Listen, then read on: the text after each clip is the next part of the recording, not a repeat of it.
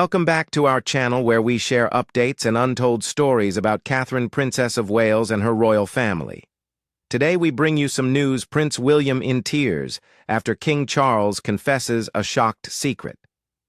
According to an insider source, Prince William was shocked to learn of King Charles's 30-year secret, which exposed an emotional truth. This makes the royal family a mess. There have been a lot of unsubstantiated stories floating around in the last several weeks. These reports say that Prince William, the Prince of Wales, has found something very personal and important among the things his father, King Charles III, owns. They also say that this discovery has caused a serious rift in their relationship.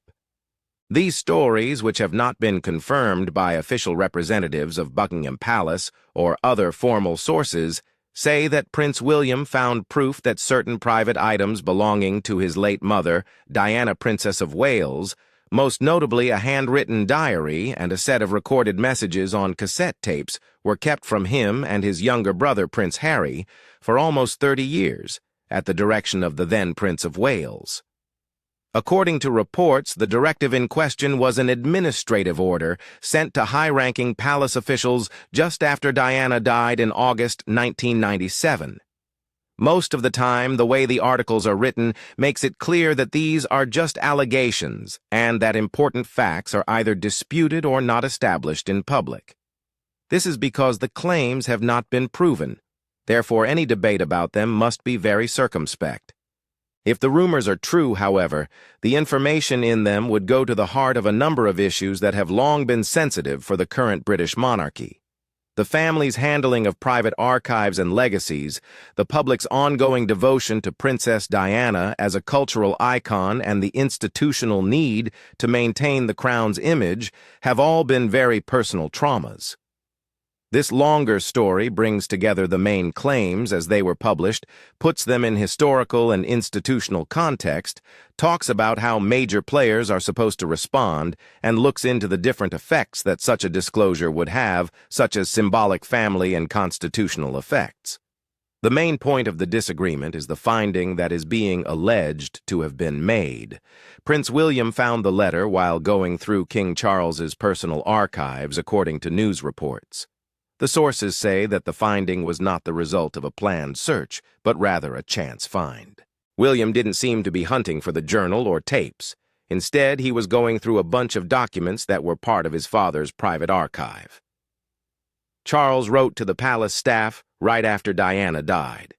In the letter, he told them to safeguard specific items of Diana's personal belongings and not allow her sons to see them. One among the documents that were uncovered was this letter. The things that are said to have been stolen are very personal: a personal journal with handwritten notes and cassette tapes, on which Diana is thought to have recorded messages just for William and Harry. The diary entries and cassettes were not meant for the public. They were meant to be private and maintained in trust for her children as a secret bequest. This description is valid if the reports are right. The most serious charge is that these items were deliberately concealed from William and Harry when they were heartbroken adolescents who might have used their mother's unfiltered comments. A charge of concealment of this kind has substantial emotional importance. Many people think that the discovery would be quite upsetting for William, since his public life has mostly been shaped by his role as the son who has maintained and reinterpreted his mother's memory. Charles has worked on public initiatives that have to do with Diana's legacy throughout the last 20 years, especially when it comes to mental health and charitable work. In doing so, he has frequently had to walk a fine line between his obligation to the family and his love for his children. The idea that his father would have deliberately concealed what are referred to as his mother's final words is presented as a transgression against the trust his family has in him, as well as a disruption of the personal narrative William had constructed regarding his paternity and his role within the institution. People think that the notebook and recordings reveal very private views regarding Diana's life, marriage, and the problems she had as a famous person throughout the globe. These sources say that the journal and tapes were quite open about what they said.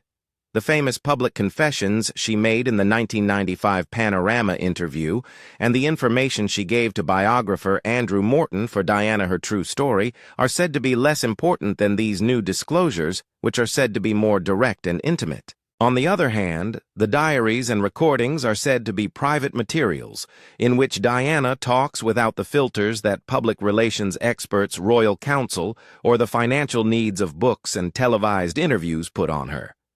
This is different from the public actions that had already changed how people thought about the marriage and Diana herself.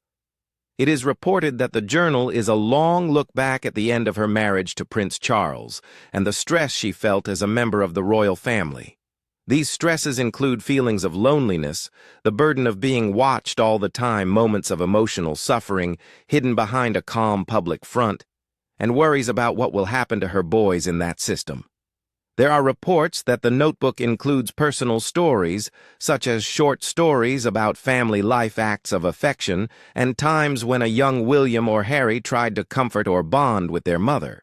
People who know the family well are said to find these stories especially moving. The emphasis that contemporary sources place on the journal's private and maternal aspects underscores why the alleged concealment, if genuine, would be perceived by many as more than a mere bureaucratic decision. It would be regarded as the suppression of a mother's final intimate communication. The same reports say that the cassette recordings are far more direct since they capture Diana's voice and tone. Hearing someone's voice may make their words appear more real and alive. Because of this, the fact that there are recorded cassettes dedicated directly to her sons adds an added emotional layer to the issue. Diana is said to have spoken to William and Harry about love advice and guilt on the tapes. She also gave them cautions and realistic views of life in the royal family. People also say that she gave advice and ideas. Some of the more sensitive claims made are that she supposedly admitted to the emotional effects of Prince Charles's relationship with Camilla Parker Bowles, and that she supposedly said she felt overshadowed and tricked in her marriage. Some people say that these recordings were Diana's way of avoiding the mediation process that the institution was running and giving her boys a clear and unfiltered view of her feelings and plans. It is important to look at the claimed decision in light of the tense situation that existed in the months after Diana's death, and the goals that are often associated with institutions that are under public scrutiny. It is also important to understand why such papers, if they exist, would have been kept from the public. When Diana died in August 1997, the royal family was confronted with an unprecedented outpouring of public grief and an almost universal sense of anger that they hadn't paid enough attention to the people's grieving. People criticized the palace a lot for everything from what it said in public to how it dealt with bereavement. Given the situation, it's not hard to believe that Charles, who was the heir apparent at the time, would have felt that he had to do something to maintain the monarchy's prestige and shield his little lads from further pain. According to reports that say Charles ordered the protection and hiding of Diana's papers, this supposed move is said to be based on a confusing mix of paternal concern and institutional calculation. These reports say that Charles was told to do this. After discovering the letter that supposedly included these instructions, Prince William is said to have spoken to his father. This is what the tales say. The sources' statements show that there was a covert and contentious meeting when William sought a clear answer as to why the papers had not been sent. He requested that no aides or staff be present for the conversation. People have given a lot of various explanations for the king's response, which has been called sorrowful, emotionally weak, and an attempt to explain himself. The main point of Charles's argument, which was quoted in the reports, was that the materials were too raw and possibly harmful for two teenagers to read in 1997. He also said that publishing them could have been a major threat to the stability of the monarchy at a very sensitive time. This was the foundation for Charles's reasoning. This purported explanation, regardless of its sincere acceptance, presents several challenges arising from both moral and psychological viewpoints. From a paternal standpoint, The choice to conceal upsetting knowledge to protect children is a common inclination adopted by many families, institutions, and legal guardians. The palace's need to keep the public's faith in the monarchy an important part of the institution's survival in a constitutional system that depends on public support may have led to actions meant to keep stories that could stir up public opinion or threaten stability from spreading. This is because the palace is an organization that relies a lot on the public's trust. Nevertheless, the accounts depict the same explanation as insufficient for William, who saw the choice as both excessive protection and an exercise of controlled power. The distinction here is important for understanding the emotional calculus that the reports attribute to the Prince of Wales withholding a mother's private words is on this account less about protecting a child from pain and more about making it illegal or downplaying a person's right to control how her life and testimony would be remembered. William's argument is that the materials were withheld, which meant that he couldn't fully grieve by reading his mother's account of her feelings. He also says that the decision was made without his permission when he was weak and needed the truth. This is the main point of all of these stories. The meeting that was said to have happened became heated, with people yelling and long-held grudges coming to light. People think that William pressed the king for details regarding how secret Diana's effects were and who else knew about the directive during their discussion. William felt even more betrayed by the king's response, which was described as elusive or diplomatic in some accounts, and complicated or similar in others. The same sources say that the session ended with William leaving clearly upset, and sometime later, an assistant said that the interaction was the peak of unresolved issues that had built up over the years and centered on how the family treated Diana's memory. People close to William have said that they have seen big changes in his conduct right after the tragedy. People say that he stopped being in the public eye, did less public work, and spent more time alone so he could study and listen to the materials in private. It would be normal for someone to respond this way, since the invasion of personal privacy was so serious. When information that was previously concealed or inaccessible is suddenly made public, sadness may come back much stronger. Reports say that William didn't tell his wife, Catherine, who is also known as the Princess of Wales, anything at first. However, it is subsequently said that she was brought into the meeting and agreed with him that the information should have been given to the boys much sooner. One of the most important effects that has been highlighted as a consequence of the revelation is how it would affect William's already strained relationship with his younger brother, Prince Harry. For a number of years, Harry has been talking about how their mother's loss has affected them mentally in public.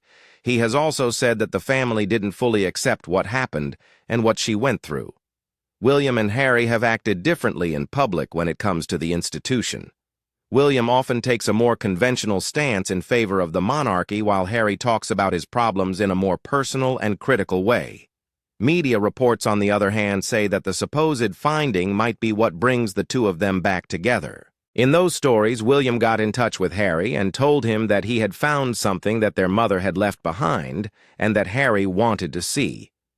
The reported outreach is shown as a tentative commencement of a renewed fraternal bond based on shared knowledge and maybe a joint reclamation of their mother's narrative.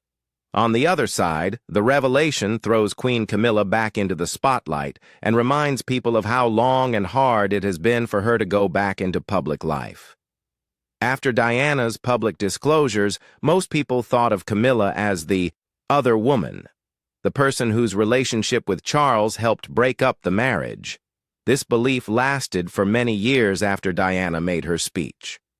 Palace strategy and changing public opinion have changed Camilla's public image a lot over the years.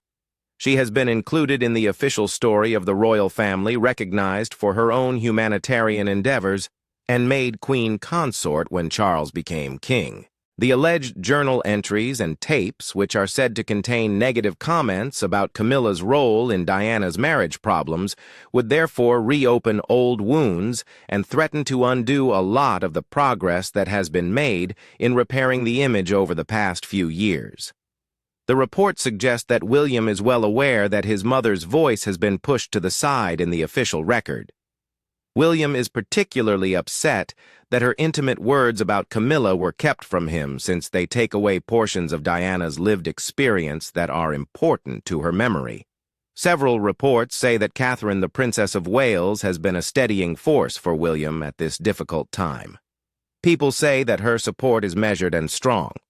She reportedly agrees with his view that the materials should have been given to the sons. She is described as using her influence in a quiet but effective way to meet William's emotional needs and to defend the idea that private family archives should be handled openly with respect to the interests of immediate family members. Some reports say that this has made her interactions with King Charles and Queen Camilla a little more tense. This is because the problems that were just affecting William and Charles have now spread to the couples and alliances that make up the current royal household. In the meanwhile, it has been said that the palace staff is on high alert since stories have extended beyond the private homes and have been blown up by social media and tabloid reporting. One stated reply that called for containment was telling staff workers to treat the issue as a private family matter and not talk about it in public. The strategic objective behind these directives is evident: the ongoing operation of the monarchy within the constitutional framework of the United Kingdom relies heavily on a persistent reservoir of public goodwill and confidence. A public discussion that is open and goes on for a long time over the suppression of private communications of a well-liked public figure, especially the claim that the reigning monarch tried to hide a mother's last words from her children, might hurt that goodwill a lot.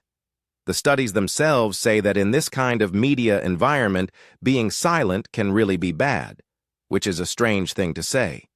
A hesitation to publicly answer accusations may lead to increased speculation, the emergence of conspiracy theories, and the solicitation of many third-party commentators to occupy the space created by official reticence. The story has sparked interest on social media, where hashtags like #LetDianaSpeak have come back, and stories of institutional cover-ups have spread widely. People tend to feel sorry for the sight of the sad boys looking for their mother's voice in a direct way, as shown by comments on the internet and the fact that Diana is still a part of public memory. The public has a deep awareness of the problem, which is why this is the case. Because of this love, the monarch and the institution he stands for have a lot more to lose in terms of their reputations. If the claims are true and William now has to decide what to do with the papers, that choice will entail a number of competing logics, such as familial loyalty, dynastic duty, public interest, and personal grief. He has the choice of keeping the knowledge private, following the palace's rules of politeness, and putting the institution's stability first. This way of thinking about the heir's duties would fit with a traditionalist view. Personal concerns would be sacrificed to the perceived needs of the institution, and it would be thought that an eruptive public conflict would be damaging to the long-term viability of the crown. His mother's private communications might be made public either in whole or in part to Harry and him privately, or to the wider public via carefully chosen excerpts. This would be the other option. Supporters would say that such a confession would promote the values of honesty and emotional openness that William and his wife have openly supported in recent years, especially when it comes to programs on mental health. One reason why some reports have said that people are paralyzed is because it is hard to know for sure what the impact of revelation will be. Some people may feel a feeling of relief when private conversations become public. Some people who see this may think that it finally lets Diana's own voice be heard without any institutional restrictions. Some people would see this kind of revelation as an infringement of their privacy, especially if the records were supposed to be kept secret and were held in trust. People can criticize the House of Windsor even more if they think that the current king is hiding anything. This might also make people question the moral authority of the monarchy. There are also threats to the Constitution and the monarchy's reputation. To provide a more detailed assessment of these choices, it's crucial to think about a few bigger backdrop issues. To start, the royal family has been in charge of private papers for a long time, and this has been a source of both legal debate and family negotiation. Executors and trustees are often in charge of estates' wills and the maintenance of archives. Also, the allocation of personal property could sometimes be based on both a legal right and a private agreement. When members of a renowned family disagree over who may see and share personal information, the way personal items are handled can make things tense. This may happen whether the administration is done as part of an estate plan according to the wishes laid out in a will or by separate family decisions. Second, the monarchy's legitimacy is maintained not only by the formal constitutional frameworks, but also by the more subtle glue of public sentiment and symbolic currency. Diana's symbolic role as a guiding light in public memory has made her legacy an incredibly strong factor in how people think about the legitimacy of the monarchy. Third, the media ecosystem that mediated those events in 1997 has changed over the years. Social media has made it easier for rumors to spread, for people to come together around stories like, with modern hashtags, and for the line between private and public life to blur. There are other examples that, at least in principle, help us understand the problems that are going on without making any guesses about what is going on in this situation. There have been many times when the private papers of famous people have caused a lot of trouble or were released in a controlled way. When families want to seal or embargo diaries, archivists and lawyers may have to decide between claims that are at odds with each other. When it comes to national security or state interests, national institutions have sometimes been quite careful about who may see sensitive information. This is particularly true when the information in question is about these kinds of things. Even while Diana's private files wouldn't be regarded as a state document on their own, it's hard to put them into a clear category since the monarchy has both private and public duties. A princess's private journal may nonetheless have an effect on the public because of her stature and the strong interest in her life. Along with the legal and archival parts, the psychological and relational parts are quite important. The decision to hide Diana's texts raises questions about the morality of parental protection versus the freedom of adult children to have their own personal reckoning. From a psychological perspective, the sensation of being deprived of a parent's last words or personal insights may be seen as a distressing kind of disenfranchised grieving. Unacknowledged, unrecognized, or unprocessed grief may have enduring effects on identity formation and interpersonal trust. Reports say that William's sense of betrayal is not only political, it is also existential, since it makes him think about who has the authority to shape the story of his life and the memory of his mother.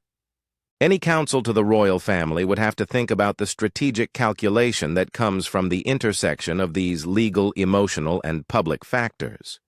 If the papers are real, and William is thinking about making them public, the way they are structured, and when they are revealed, will be highly crucial. A well-chosen and contextualized publication, followed by statements from the principals that frame the material as a family testimony rather than a political allegation, can help lessen the most potentially disruptive possibilities. A leak that isn't vetted, or a media presentation that is sensationalized, on the other hand, might make people angry and lead to a long-term reputation disaster. William may be weighing the reputational consequences for the business he is set to oversee, yet feeling morally compelled to uphold his rights as a son. These pragmatic factors elucidate the reasons for William's hesitancy. There is also the potential of speculation on the public's reactions to the different courses of action. One plausible scenario is that a friendly audience would be pleased to hear Diana's own voice, and that this gesture may enhance the emotional legitimacy of the monarchy by demonstrating openness and contrition. There is also a chance that the publishing would bring back the heated debates that have been going on about the royal family's private life, and quickly increase the requests for greater transparency and accountability. The political effects might be different for each group. For instance, Republican critics of the monarchy might see any sign of hiding as evidence of systematic corruption, while staunch royalists could think that a family fight is a private matter that shouldn't be spoken about in public.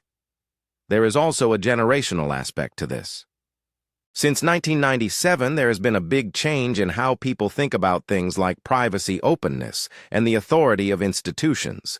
Younger generations may place a higher emphasis on the idea that gatekeepers should not be responsible for handling personal testimony, since they grew up in a time when superstars were open about their lives and the internet was available to everyone. People in older generations may be more willing to follow conventional rules of privacy and make a clearer line between private family concerns and public life. It's hard to make precise predictions about how a discovery would affect a person's reputation in the long run because of the generation gap. The monarchy has a lot of rules and rewards that are hard to understand because of its institutions. It is an office that has to be stable and consistent, and it is also an institution that needs to periodically renew its social license by following the cultural norms that are currently in place. William and Catherine have worked hard in the last few years to show themselves as royals who respect history while also talking about current challenges, especially in the fields of mental health, family life, and service. William is in a tough position because of the reported finding. He is following institutional rules which some people would see as disingenuous because he has publicly called for emotional honesty. On the other hand, going against institutional traditions in favor of transparency might put the stability he is supposed to defend at danger. Legal routes are nevertheless quite important, even if they aren't the most important or urgent. There are times when people might contest who owns and manages their own things. This is particularly true when it's not clear what the will's trusts or executorship arrangements are. If William and Harry were to file a lawsuit for Diana's papers, the court process would inevitably draw public attention and may reveal material that the parties would like to keep private. Even if it works, going to court may make problems amongst family members worse and create antagonistic situations that are hard to fix. For many families, especially those who are in the public eye, going to court is more of a last resort than a first choice. Another important thing to talk about is the symbolic economy that surrounds Diana's memory. Diana was a private mother whom her children remember, yet she was also a public figure whose image has been changed and used by journalists, filmmakers, charities, and politicians since she died. Her boys are the ones who have remembered her. For a long time, her story has been the topic of arguments over who the present monarchy is. The main point of these talks has been who gets to decide what counts as an authoritative witness and who gets to interpret it. The replies to such an act would not only reflect personal complaints, but also broader concerns over the impact of public institutions on collective memory. If the claims that her private papers were concealed were true, it would be a notably severe instance of institutional dominance over narrative. As the stories have circulated across the community, experts from many professions such as law, history, and psychology have shared their thoughts on the problems that are part of the story. A lot of constitutional scholars have spoken about how hard it is to harmonize the monarch's private interests with the constitutional emblems of the crown. Cultural historians have noted that Diana's life and death function as a secular ritual for contemporary Britain. This liturgy consists of mourning rites that have significance for both individuals and the community. Grief specialists and psychologists have spoken about how important it is to have narrative closure and access to the final words of a loved one who has died. They think this might help people grieve in a healthy way. There is agreement across these several fields of study that the putative discovery has effects that go well beyond the family that is directly involved. No matter what happens, the outcome will add to a lengthy history of tension and conflict within the family that has been going on for a long time before the accusations that are being made today. Modern texts emphasize that the recollection of that image affects the emotional intensity of William's present predicament. The image of the young princes walking behind their mother's coffin in a mournful procession in 1997 is still an iconic symbol of national grief and family breakdown throughout the globe. Because her life and death were a crucible in which human pain, institutional failure, and popular attachment all came together, people are still very interested in Diana. If the reports are true, the subject at stake raises serious questions about how royal families deal with their own grief and their public duties. This makes us wonder who owns the story, who has the moral authority to decide what can be shared and what should be kept secret, and how organizations that are built on tradition can adapt to a new time that values accountability and openness. At the same time, it is still very important to safeguard people's privacy and the right legal ways to take care of their things. This criterion depends on the facts being checked. Prudence necessitates a meticulous strategy that reconciles the need for transparency with the demands of discretion. This is true for any family issue that isn't settled and affects persons who are important in public life. A private settlement is one possible conclusion. This would mean that the father and son get back together, maybe with the help of family therapy and private agreements about what to do with the objects. This type of action would help the institution endure, but it might also leave big scars that the public doesn't know about and that don't get enough attention. Another potential outcome is partial disclosure, which is sharing the papers with close family members or selected biographers, but keeping them secret or adding notes to give them more context. This strategy might address the boy's emotional needs while also trying to regulate how it affects the public. A third possible outcome is public disclosure, which might help fix perceived historical wrongs. But it might also lead to a time of heightened scrutiny and debate about how the monarchy handles personal and public stories. But it's still not clear whether these allegations will be formally confirmed, if they will be legally challenged, or if they will just go away because of the constant silence. What is clear is that the issues at the heart of the conflict, truth power, and how to remember, go to the heart of what Diana's legacy still means for the British monarchy, and for a public that has been trying to balance love, sadness, and trust in institutions since 1997. This is something that is clear. The insiders say that the decision William makes about his mother's alleged private testimony might not only change his own destiny as a possible future king, but it could also change how people see the House of Windsor for a long time. Pundits, institutions, and the general public should be cautiously skeptical and aware of the human ramifications that the story suggests. This is true until verified facts supplant conjecture. The modern royal experience is marked by a combination of personal distress and civic duty, requiring a level of sensitivity that headlines and political analysis alone cannot fulfill. If the reports are correct, which is a condition that has not yet been met, then the incident will be less of a single scandal and more of a new test of how a hereditary institution can balance the needs of family care, custodial responsibility, and democratic accountability in a time when both private actions and public symbols are being looked at more closely than ever before. Thank you for watching the video. Please let us know your thoughts, and goodbye for now.